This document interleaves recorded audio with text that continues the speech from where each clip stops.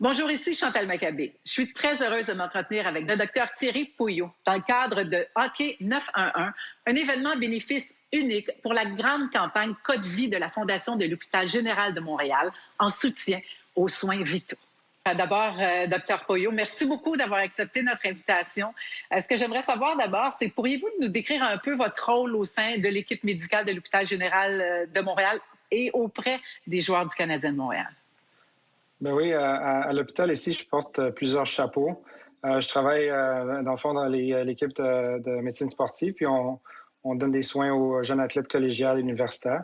Puis je fais aussi partie de la clinique de la préservation de la hanche, parce qu'on essaie de retarder un peu le début de l'arthrose dans les jeunes athlètes, les jeunes adultes aussi. Au niveau du Canadien de Montréal, mon application est vraiment comme dans l'équipe médicale, comme un médecin du sport.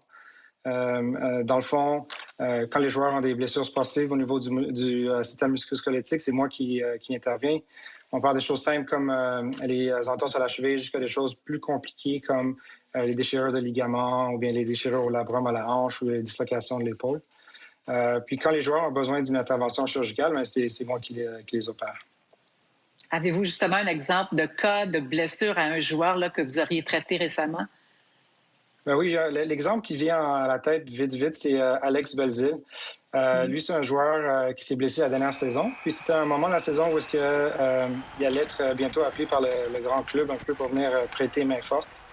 Malheureusement, j'ai dû lui donner un peu la mauvaise nouvelle que, un, il allait rater le reste de la saison. Puis deux aussi, c'est qu'il a besoin d'une chirurgie. Puis vraiment, c'est quelque chose qui est difficile dans mon métier, un peu leur donner les mauvaises nouvelles. Par contre, j'ai l'opportunité de leur donner aussi une solution, puis garder l'espoir en vie. Puis dans le cas d'Alex, c'est exactement ça qu'on a fait.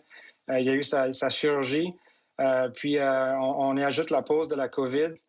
Puis il a fait vraiment beaucoup de travail. C'est un gars qui est très discipliné, qui est très motivé puis sérieux. Puis il a réussi à se remettre en forme, puis être prêt à temps pour être établi pour aider l'équipe dans les séries éliminatoires.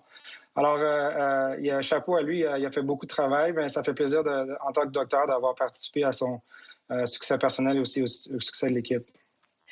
Ça doit être très motivant pour vous de voir qu'il y a plusieurs joueurs du Canadien de Montréal qui s'impliquent dans la fondation de l'hôpital. Qu'est-ce que vous pourriez dire au public pour les convaincre de contribuer eux aussi? Ben, disons, c'est extrêmement motivant. Je dirais que la fondation, dans le fond, c'est quelque chose, c'est comme un peu le poumon de l'hôpital général de Montréal. Dans le fond, c'est un atout qu'on a, puis il faut continuer à l'alimenter. Puis c'est vraiment inspirant de voir les joueurs contribuer comme ça.